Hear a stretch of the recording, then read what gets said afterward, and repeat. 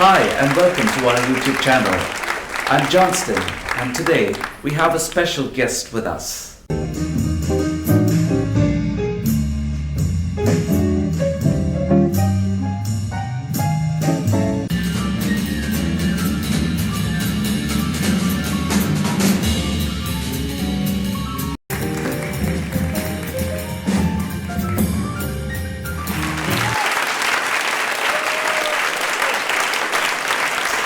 He's a jazz pianist, he's a music educator, he's a worship leader and a composer who currently resides near Washington, D.C. Ladies and gentlemen, please put your hands together to welcome Mr. Marcus Daniel. Hi Marcus. Hi Johnston. Marcus, thank you so much for taking the time out of your busy schedule to have this interview and this conversation with us. Ladies and gentlemen, we are live in conversation with Marcus Daniel, a jazz pianist, and we're going to talk about jazz. We're going to talk about the music, the man, and his inspiration.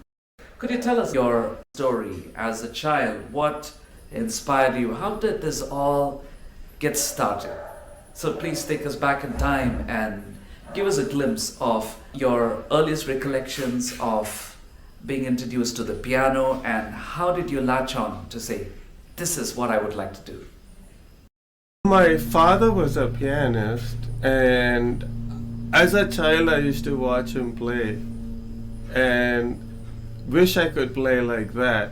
And he did in fact start teaching me probably from the age of 7, if not earlier.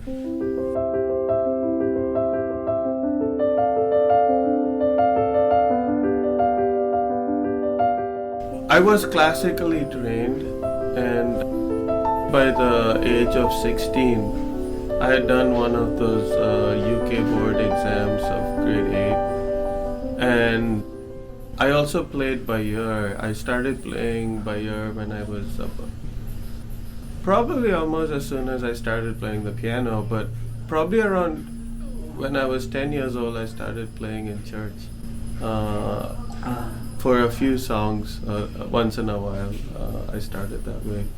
And then it became more regular, and then almost the whole service. And after learning classical music for a while, I caught up with an old friend who was a school friend of mine, 2 or 3 classes above me. And we used to hang out once in a while, and he was a pianist, and he used to actually beat me in the music competitions in school. We used to get together, and he used to play me some of the music he could play, some classical pieces as well as by ear. And I used to play something for him. And at that time in India, it was the 80s, and there was no internet, and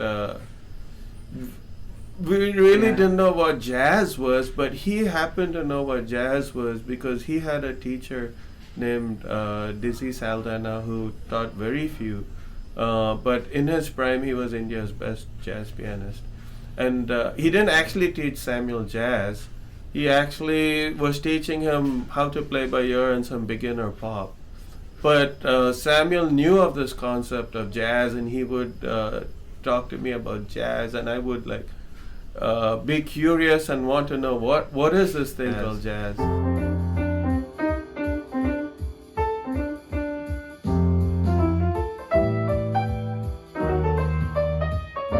What is this thing called jazz? And how do you play it is what I wanted to know. I had a cousin who came to India, she was in the US, and taught me the blues scale and a very basic 12-bar blues pattern. And when I learned the blues scale, I could play the blues. But I thought if I learned the jazz scale, I could play jazz. So I went around trying to find out from whoever I could possibly ask, what is the jazz scale? I mean, little did I know that there numerous number of scales. There's no one specific jazz scale like the blues. So Samuel actually introduced me to a gentleman named Victor Martin. 18 or 19, I started taking jazz lessons. What attracted you to this wonderful world of jazz where improvisation is the key? Was there some earlier influences where you had to improvise something on the go, to think on your feet and come up with something creative? Yeah, so when I was 10 years old, I would practice certain worship songs, choruses as we used to call them, and play them in church, maybe one song a week or two songs a week. So by the time, I mentioned earlier, around 16, I finished my 8th grade classical piano. Probably around the time I was 14, 15, 16, especially 18, 19 or so, I would play the piano for worship in church. And my father did a unique thing. I've never seen anyone do it anywhere in any kind of church. I've taken my heart. He would let the congregation call out the song.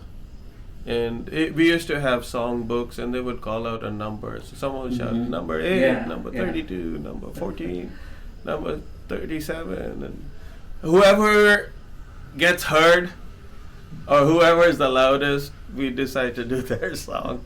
And it was kind of chaotic. Everyone would scream out at the same time.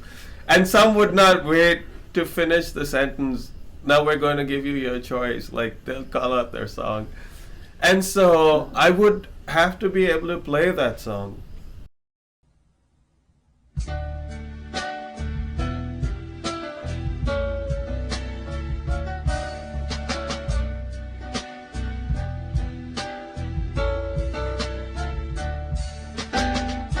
Accept my broken spirit, Lord. Accept my contrite. Sometimes, they could have been longer songs with multiple verses and stuff like that. So what my father would also do, I would just about get comfortable playing that song. And when the next verse comes around, he would raise the key. So say if I was playing in E, and then he'll certainly say, go up to 1 flat. So I play it in F. And then when I get comfortable in F, he'll say, go up to 6 sharps. So I'd have to play it in F sharp. It was a bit embarrassing. I would make mistakes. I would struggle. But the more I did it, the better I got at it. And I could almost instantly pick up any song on the spot and play it. As long as I knew the melody, I could just put chords to it almost on the spot. Some more complicated songs I might have to try a little harder, or I sometimes would go back home and if I didn't really get a song, I would what chord came at this point? I missed that chord, and I would go and oh yeah, this is the chord that works over there. So I would do that, yeah. Wow, that's awesome, Marcus. So it actually, what your dad, Mr. Francis Daniel, did was to kind of make you get out of your comfort zone into your courage zone. And then when looking back, it helped you to get more fluent and well versed with playing these different keys and transposing in front of a live audience. Something like never play the same tune the same way twice or something like that, which is the same thing my teacher, first jazz teacher, Victor Martin, told me. And also I would take certain songs and try them in 12 keys. And there was a song by Betty Lou Mills, Fill Me Up With Your Spirit, that was actually in 12 keys. It had 13 verses, so it starts in C, goes up by half step, and ends in C by the 13th verse. So you play that song in all 12 keys? I would often play that, and it would go in through all 12 keys. And I would take other songs and just practice it in 12 keys. I still do that today. What are the 1 or 2, 3 things that inspired you to choose jazz as a field? I tried classical music very hard. I had a really good classical teacher in Bangalore. I had the best classical teacher in Bangalore, Nasia Majoli, you know her. And I worked very hard. I practiced hours and hours. And I realized that's not who I was. I like to be a little more spontaneous than to read every note exactly as written. And sometimes, even when playing something in my classical pieces, I might add an extra note in a chord that was written, and she was like, "That note is not written." And so, and she herself said, "You're more likely to be successful as a jazz pianist than as a classical pianist." It was something that came a little bit more natural to me. Being able to play music on the spot, just make up something on the spot, then have to read every single note exactly as written. I still enjoy playing classical music. I don't play much of it. I don't maintain much of a classical repertoire because I focus mostly on practicing jazz. But it's just, I guess it's my personality. Not what I was made for. Marcus, I absolutely love what you mentioned. To have that freedom of expression and to find joy in doing that and choosing the music which suits your personality. Because once that alignment happens, well, the universe is at your feet because you have chosen the path which is made for you, what you're created to be, like you mentioned. Audience, do you know what you are designed to be? It's a moment for us to reflect. And while we do that, we're going to take a short break. And please don't go away. We will come back for more of our conversation live with Marcus Daniel. Enjoy a break. We'll see you soon.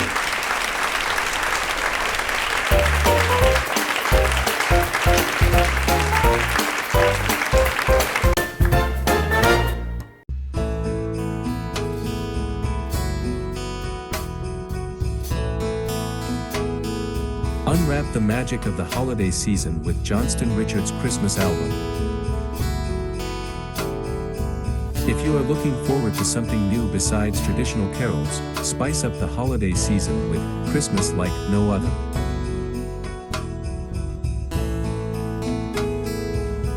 The album is packed with unique, heartwarming, and toe-tapping 12 original songs that you won't find anywhere else. Johnston Richard's 2013 Christmas Like No Other album is now available on Spotify, Apple Music, Amazon Music, YouTube Music. From joyful jingles to soulful ballads, you have a song for every mood, for every moment of the holiday season. Scan the QR code on your screen for more information. Listen today and be the first to experience the holiday season like never before. Make this holiday season exceptional and full of cheer with this rare Christmas album. Listen and let the magic of Christmas fill your home.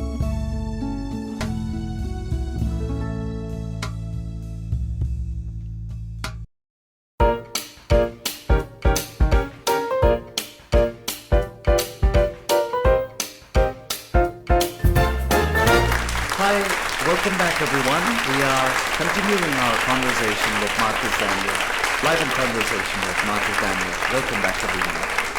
Hi Marcus, thank you. We had a great discussion about your early childhood, your influences, and how your father taught you to learn to read music, and how you went on to play classical, and then you discovered jazz is the thing for you. We spoke about purpose. Now let's talk a little bit about your determination to learn jazz. Now you decided jazz is the thing for you, and here you are, a youngster in India. How was your journey learning jazz? Could you share some of the challenges that you faced from there to where you are now, and how you overcame them? My learning of jazz is patchy at best. So I took lessons from Victor Martin just for a few months in Bangalore. I think I would have been 18 or 19. And then he immigrated to Canada. So there wasn't much time. He taught me some principles of jazz pretty well. How did you feel at that time? He had been your first teacher with jazz, and then he left. How did you feel that time?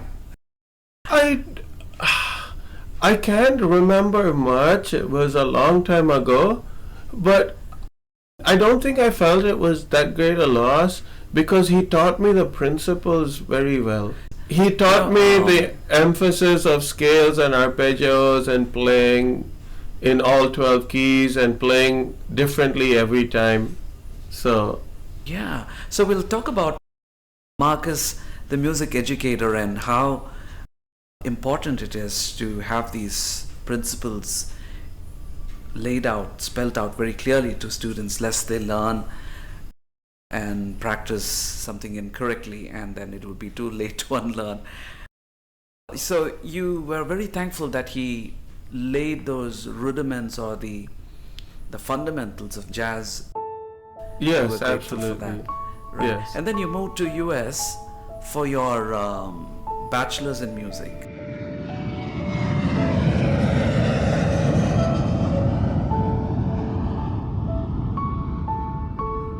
So as I was in this college called Grace Bible College, it's known now as Grace Christian University. It was a very intense academic program. I did take jazz piano lessons in the college by a professional jazz teacher, Steve Delaga, and I learned some basics of jazz. I didn't get that far because I was busy with many of my other studies and other classes.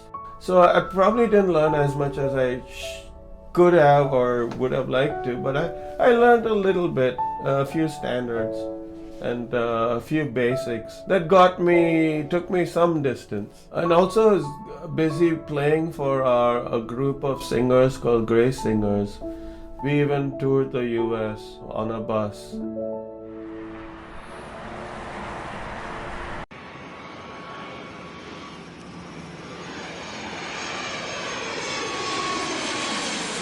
Then I returned to India. Yeah, when I returned, my father passed away in about 3 months. And then I took over the business. Marcus' father were pioneers in bringing gospel music to the country way back in 1977. Around 1977, my father had gone on ministry to the US and visited Maranatha Music in California and procured a contract with them to distribute the music here.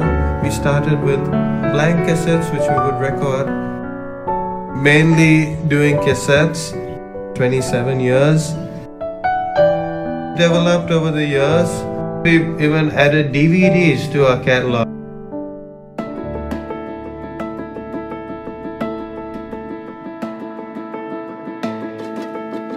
For almost 8 years, I only did business, and I really lost touch with music for a while. I didn't do a whole lot. Little bit in churches, not too much, but I think only almost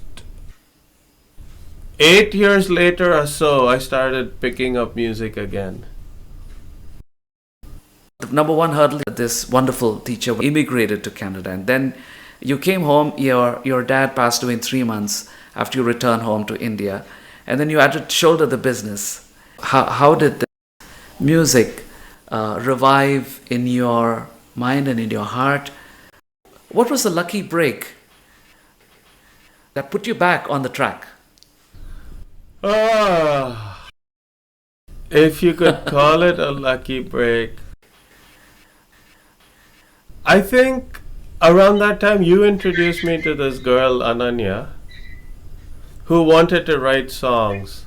And you had written a couple of songs with her, but I think you didn't have time anymore, so you passed her on to me. This Ananya from Spain, I think she called herself Ananya, But Ananya from I Spain, don't really yeah. know where she was one of those, like, you know the Rolling Stones song, Ruby Tuesday. She would never say where she came from. She would never say where she came from.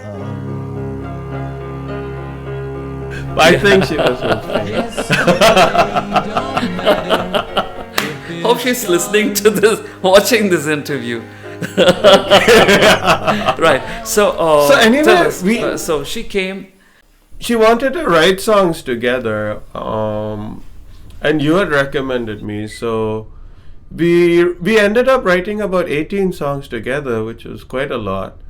And then she proceeded to make an album of those songs, and she got stuck recording this album, and it didn't move forward because the sound engineer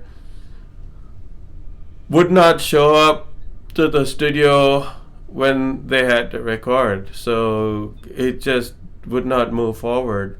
And in frustration, she said, well, we've recorded the songs, let's go perform them somewhere. So I wasn't aware even of all the live venues you could play at, different restaurants and bars and stuff in Bangalore that you could do live gigs. She started researching, and we ended up actually doing one gig together. And something went wrong between her and the drummer, and they did not get along. She got frustrated, she stopped. But at that point, I went on to keep playing music in various places with various other musicians around town.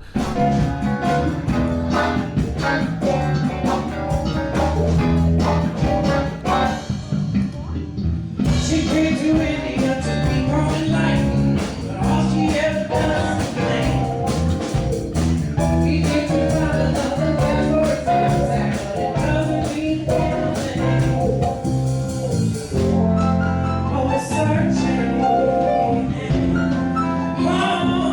finding. I started getting acquainted with a bunch of other musicians, including some jazz musicians. And I took the initiative to network with some musicians, just jam with them, and then just the jamming actually turned into gigs. That's awesome. That's awesome, Marcus. Marcus, you told us about writing these songs with this lady from Spain, or Ruby Tuesday, like the song in Ruby Tuesday. But it put you on the track, and then you started gigging, finding different avenues to play. What is that one takeaway about going to different places and playing around the city? What is the one takeaway that you would like to share when you look back? I think as I started performing, I realized there was a huge gap in my learning of jazz. It was just so patchy. I had these two teachers. I had many years of no teachers. I started learning some jazz online through videos, through YouTube, etc. I had never gone the systematic route, and I got to watch a few other, there weren't a whole lot, 4 or 5 other local jazz pianists. I realized there was a long way to go in my being at a professional level of playing jazz on the piano. And I realized there's so much more to learn. If I wanted to make this my career, I had to get all those gaps filled. I don't think there was anyone in India actually who could have helped me with learning jazz better. There could have been. There were few and far between. Yeah. Right. So, is that what catapulted you to move back to the US and learn jazz in detail, Marcus? Interestingly, I came back to the US to do my master's in music education. Again, I was pretty involved in the jazz department. I played in the big bands in my university and in the combos, and interacted a lot with the jazz musicians. So this is so beautiful, just when you come back home, After your bachelor's in music, you have these setbacks, and then you have this burden to pick up the load of the business. And then you meet this lady who wants to sing. You go around, figure out that there are a lot of avenues where you can play, and that kind of revived your live playing. But that's also where you realize the opportunity of jazz playing and that you could do better. And then you return to the US to do your master's in music, and also met with a handful of accomplished jazz musicians. And that's awesome, isn't it? Right? So the takeaway is a revelation that you gain about where you are and where you wanted to be. So it sort of put you back on the track to what you are again created to be and what you are designed to be, isn't it, Marcus? Right? Yes, yes. For everyone watching out there, what is your passion? What are you passionate about? Have you lost your fire? Have you come to a place where you hit roadblocks? And maybe it's time for you to launch out into the deep, explore yourself, and figure out where you are, and put you back on the track where you are refueled and enthused to go ahead and do what you're created to do. We're going to take a short break. Don't go away. We will be right back, live in conversation with Marcus Daniel.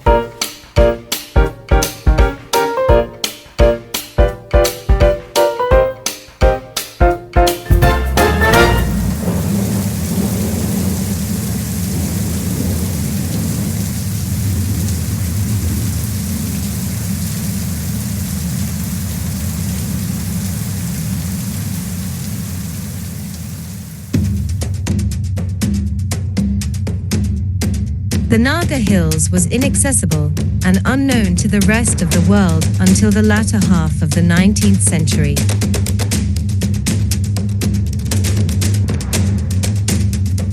A region of terror, the native tribes practiced human headhunting, spirit worship, and pagan practices.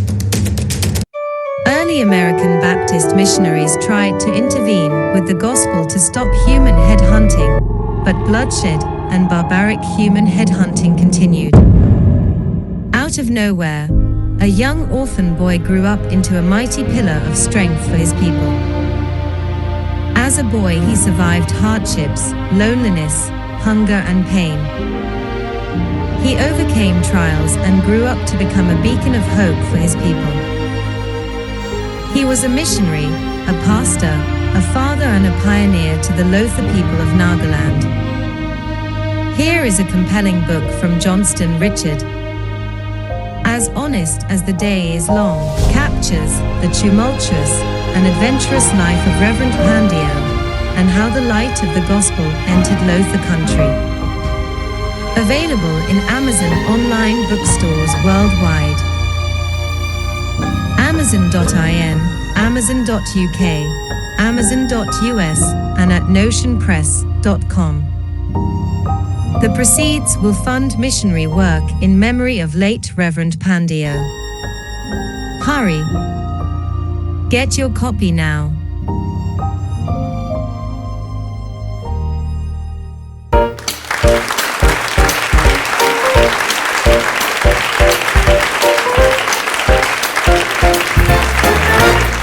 So we continue our conversation with Marcus Daniel. We spoke about Marcus, the jazz pianist. Now let's talk about Marcus, the songwriter. Could you tell us about your songwriting? Where did it all begin? I mean, even in childhood, I would just make up songs, put some random lyrics together, and sometimes I would record them on cassette tape recorders. Many songs I never recorded and just would sing to myself for a little while, then it would disappear. I think in my late teens, I actually started properly writing songs and composing. I don't compose that frequently. And even then I didn't compose that frequently. But I do compose once in a while. Maybe one song a year, 2 songs a year. Something like that, yeah. You wrote a song, a tribute for your dad. Coincidentally, today happens to be the 21st homegoing anniversary. Let me put it that way. When you went Yes. home to be with the Lord, it's been 21 years Yeah. today. So tell us a little bit about that song. Yeah, so my dad had written the lyrics and had given it to me and said, put music to it. I didn't really do it until he passed away. I actually put music to it, and we recorded it on an album, and you played on it, Johnston, right? So that was in he passed away in 2002, and we released that album in 2004. Yeah. It's a song called Lord May I Come. Yeah. That's also on my YouTube channel. That's right, Marcus. It was a great time recording the album Lord May I Come in Chennai. Tribute for your dad, late Mr. Francis Daniel. And that was also my first studio experience. The Seeker. I wrote that. Yeah, I wrote that maybe when I was 19 or 20. Can't remember exactly. Yeah. What went through your mind when you were writing that song, and what's the song all about?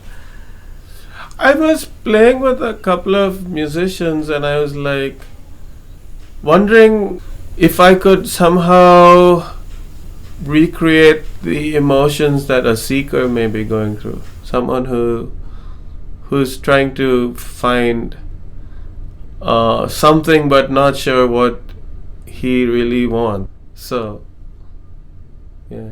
I think it's a beautiful moment, Marcus. I think it's a must listen to, because at some point in our lives we all want that something. That's something which is missing in us, and that's when we begin to seek. As it says in Jeremiah 29:13, you will seek and you will find if you seek me with all your heart. Right? So that's a beautiful song about seeking, why we're here, finding the reason about our existence and the meaning to life. And Marcus, there are so many songs that you've written, but there's one in particular, Silence Has Broken. Tell us a little bit about The Silence Is Broken. I struggled for many years not hearing from God. I just felt like I was in this wilderness. One day, myself, my wife, Esther, her parents were in Bangalore, and we were having a family prayer. We were reading through a passage in the Bible, and a particular verse, behold, I've set before you an open door, no man can shut it, suddenly jumped out at me, and it made an impact, and I knew God was speaking through that. And it came after months and years of shut doors. So I knew there was a new path for me. And that moment was so extraordinary that I wrote the song The Silence Has Broken. Yeah.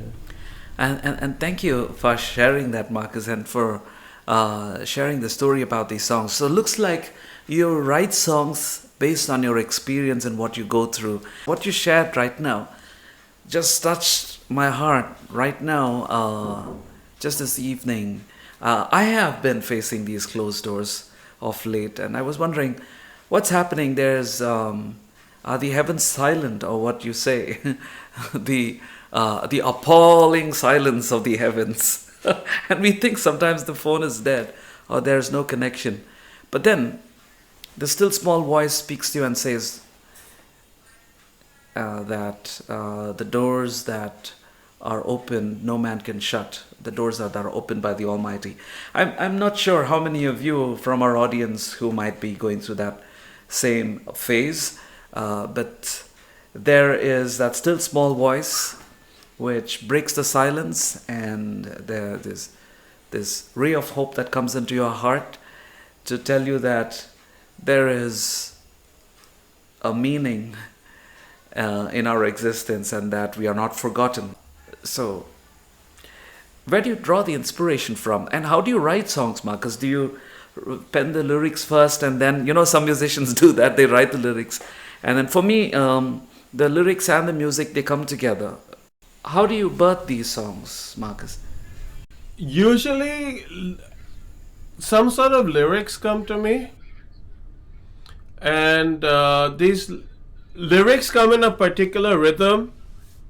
Maybe some kind of tune is also in my mind, and then I write down the lyrics, but then I keep working on the lyrics for a while, and then I try out different tunes. And sometimes the tune that first came to mind is not the actual tune that ends up being the tune for the song. But as I write lyrics, a certain rhythmic feel comes based on some tune. But I can use the rhythm of the lyrics for other tunes that I experiment with. So I think my songwriting is actually more of a process. I can take months to write a simple song. I just write some lyrics, come back to it, work on the lyrics some more, come back, work, and write a tune to it, discard the tune, try 2 or 3 more tunes. Yeah, and then finally settle at it. Of all the songs that you've written, one song that you have composed which is really dear to your heart, what would that be? And I why? think The Seeker. The Seeker. And why? Yes. I just think that reflects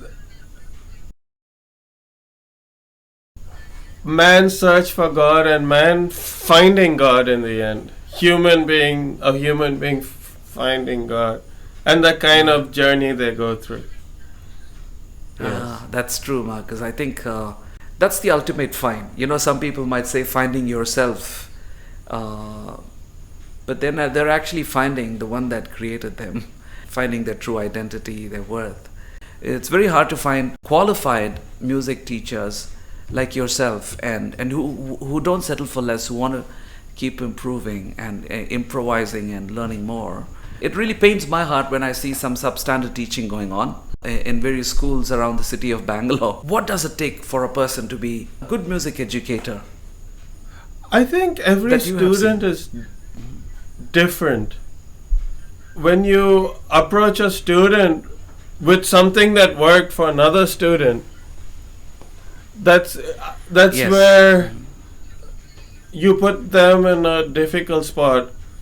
Identifying what that student can really do and what they really like, and just being that flexible and also inspiring a lot. Because almost every lesson I teach a student, I will play something and I will try to inspire them by my playing. Rather than just sitting on the side and making them play the entire lesson. I don't. I always play something. And sometimes I play something, like if even a pure classical student, I might play some pop or jazz or something. Just show them that the world of music is so much bigger. There's these boxes, and sometimes kids learning feel people put them in a box. I know you teach guitar and your students do exams. So someone who's done 5th grade gets put in the 5th grade box. This is a 5th grade pianist. He did his 5th grade exam. The kid may not have played the piano for 2 years and may be completely out of touch and have no repertoire. But because he's done his 5th grade, this is a 5th grade kid, he's in this 5th grade box. And the boxes are what is really harmful to their learning. Because once you're in this box, you're content. The thing is, what are you continuously learning? What can you play right now? What did you learn recently? For example, sometimes a parent brings a kid, not a student, just they visit our home or something. And sometimes they may visit once a week or something like that. They play on my piano because they take lessons somewhere. I tell them, play something different for me every week. Don't play the same thing ever twice. So there was this one kid, every week when he came, he used to play Fior Elise. till I get so sick and tired of hearing it. I said, next week I want you to play something different. And he did. And he stopped playing Furiously. And he did. Because if that's the only thing you can play, Right. you're not really much of a musician. What, according to you, is worship, Marcus? And would you like to share a couple of points on these lines? Worship is firstly vertical. It's me Yeah. singing to God out of appreciation, out of admiration, out of sheer awe of whom God is. There can be a horizontal aspect to it, having other people worship with me. But if I'm not worshiping, it's not happening. I know you also had a band called PS333, right? What was it called? Oh PS333. yeah. Which is about playing skillfully, right?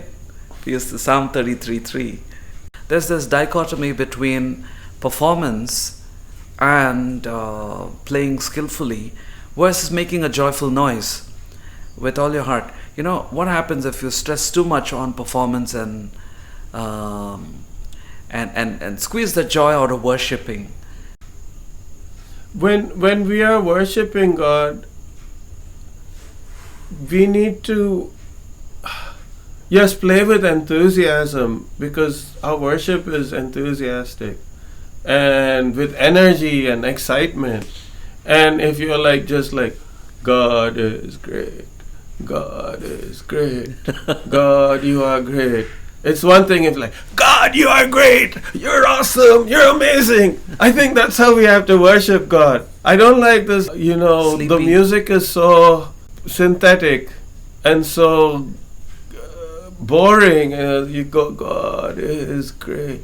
Look at the diversity God created and how much variety and Yes. there's no lack of creativity, and we just go, God, you are great. God, you are great. That doesn't reflect the greatness of God. There's a YouTuber who's named Adam Neely. I think he has hundreds of thousands of subscribers.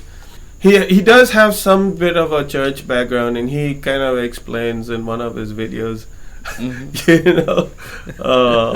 how that very sterile kind of worship is just not reflective of who God is. Yeah. Sometimes I feel, that just closing eyes and getting into this synthetic music, which is one tone, which just makes you feel like you are suspended midair in a trance, something like that. It just goes like that, and then you are in a trance. You just go on. I don't think that's really worship. Worship is praising and rejoicing and adoring and focusing on God rather than the feeling of that kind of a thing. Right? They say don't show off, don't distract, don't make the music play very straightforward and simple, and don't let it override the worship or something. I think you worship how you play. You worship how you play, right? Yeah. Yeah.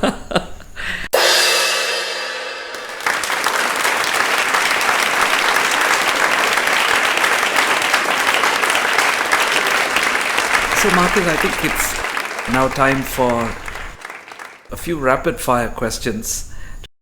Marcus, you could answer in only one word. What was your first job? Accompanying. Alright, could you tell us Yes. a little bit more about that? I was playing for kids who were singing in different choirs in the school. I was officially a teacher, but I played the role of an accompanist too. What's your favorite food? I like pizza. I'm gluten free, so it's harder to get gluten free pizzas. But there's this particular pizza place called Blaze Pizza. I like that a lot. Yeah. Your childhood hero? I think when I heard Victor Martin play, he was my childhood hero. No, I was beyond my childhood. Actually, my childhood heroes was a band called Petra. Ah. And you also I don't met even them listen and to you- Petra anymore, but it's a very old style for me now. But yeah, And I think you also met them I did. Where, I did. Could you tell us a little bit about yeah, I met them how you on got a cup 2-3 times. Yeah. in the US or in India? Yes. In the US, yeah. That was in my 20s. Yeah. Oh, you met them, yeah. Probably about the end of my 20s, I stopped listening to them. Yeah. But Okay. I mean, they were great in their heyday. Yeah. How was it like meeting these guys? Once it was backstage of a concert. Another time they did a signing in a bookstore, in a Christian bookstore nearby where my university was. So just went up and I could talk to all the guys. They were quite relaxed and there wasn't a crowd of people and we could just chill and have a conversation. So, Oh, that's awesome, Marcus. Your favorite movie of all times? there's one called Chocolat. Did you watch it? You lent me the DVD, and I took it home and I watched it, starring Johnny. I Depp. mean, whoever used to visit me, I used to watch Chocolat with them. And why did you like that movie? Shows how you can be so religious and be so wrong, and you can be gracious and be so right. Ah, that's wonderful. Yeah. I think you also, that kind of takes me back in time to a place, a specific spot in UTC when you spoke to us about grace awakening. Yeah. Right, and you stressed on the importance of grace. What were you afraid of as a child? I was afraid of Pharisees. Not parasites, but Pharisees. Yeah. People who would try to get me in trouble based on rules they created. So, finish the phrase, Marcus. The way to my heart is. Through a good jam. Through a good jam. One person, whether living or dead, with whom you'd like to have dinner. I think Jacob Collier. They say he's a modern day Mozart. Just his genius and how he creates music with such an abundance of variety, and how he can just improvise on whatever instrument he's playing at the time so fluently. What's his secret? And of course he has an amazing ear. If someone wrote a book about you, what would it be called?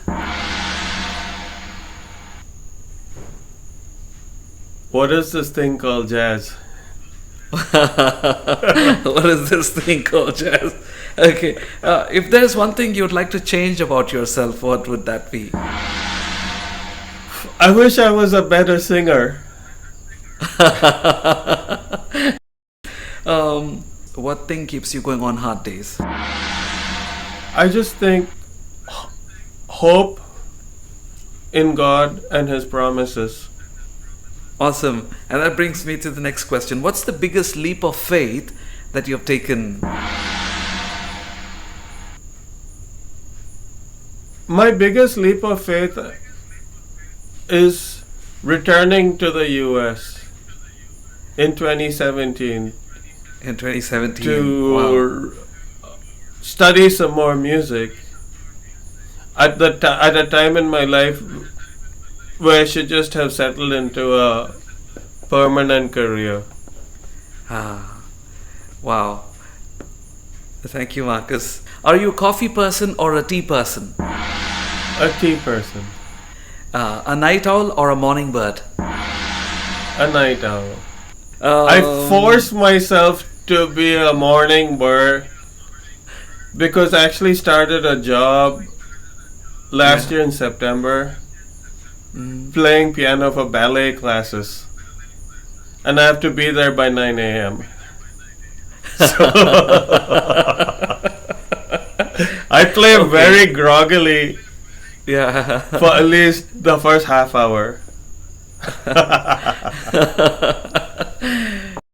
Are you a beach person or a mountain person? I would like to say mountain.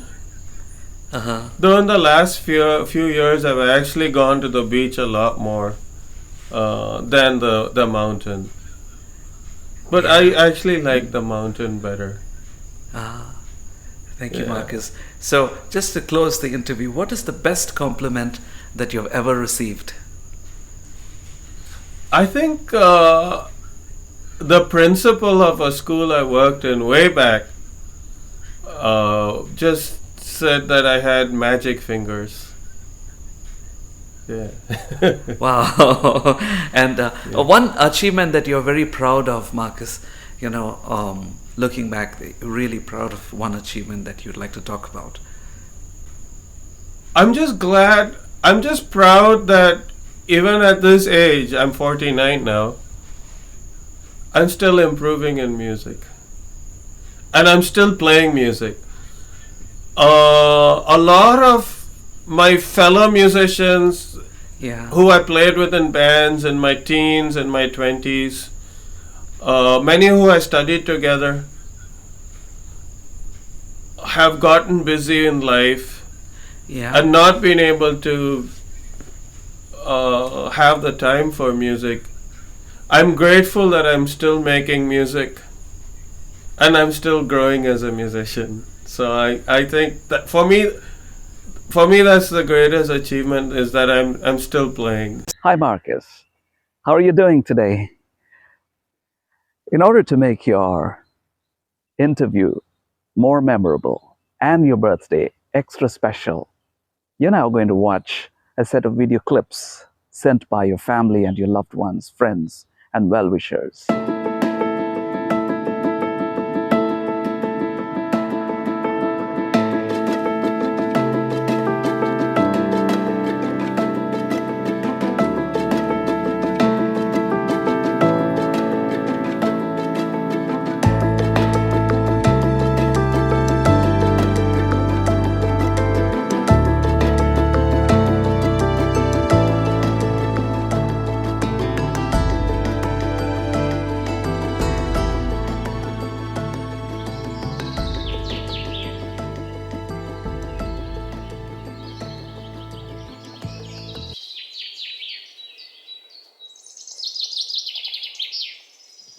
Hi, good morning, Auntie. So good to see you again. Hello, Marcus. Happy birthday to you. It's hard to believe 50 years have gone. So, how are you feeling today? What's special on your birthday? How was your work in the university? Hello, Marcus. Wish you many happy returns. Can't believe time has fled so fast. So, how are you celebrating your birthday this year? Are you taking a break or you're very busy in the university? Your Yamaha pianos come back to our house. Caleb wants to put it in the church once a proper church building comes up. So you may be having very good pianos. Or do you use only keyboard at home? I have Do two you have pianos. some promising students of jazz music? Johnston's interview made me understand you and your progress in music little better. They that wait upon the Lord shall renew their strength. They shall mount up with wings like eagles. They shall run and not be weary. They shall walk and not faint. So, as the song says, teach me, Lord, to wait. So, I hope you're spending your time waiting upon the Lord. So, I hope your passport problem will be solved and come home at least for Christmas holidays, Marcus.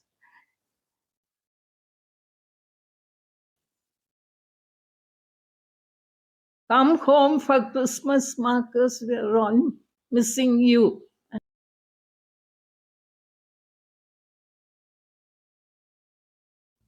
So I hope you're doing well. My best wishes for your studies. Hope you'll come out in fine colors. Dear Marcus, greetings to you in the name of our Lord Jesus Christ. It has been a great pleasure and blessing to know you through Bishop Gordon Girls' School. It was wonderful working with you during the choir training of Bishop Gordon Girls. It was great to have you as a friend, mentor and guide in the field of music. Wish all is well with you in US. All the best for your doctorate studies at US. Wishing you advanced birthday greetings. I pray and wish you God's blessing and success in all that you pursue. God bless you. Hi Marcus, good to hear about your birthday. Wish you a very happy birthday and hope to see you, catch up with you this year or next year. Have a happy, healthy year ahead. Take care. Bye.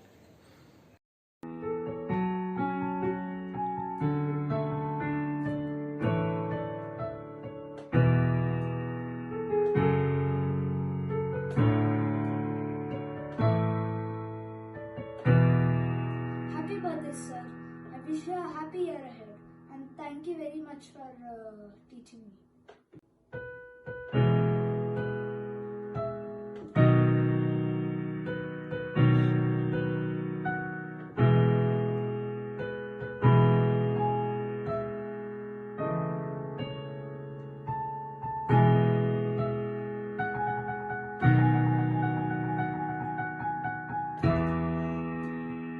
Thank you.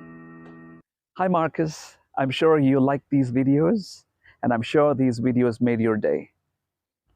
I want to wish you a very happy birthday, Marcus. You've been a great friend over the years, and we have had such memorable times together.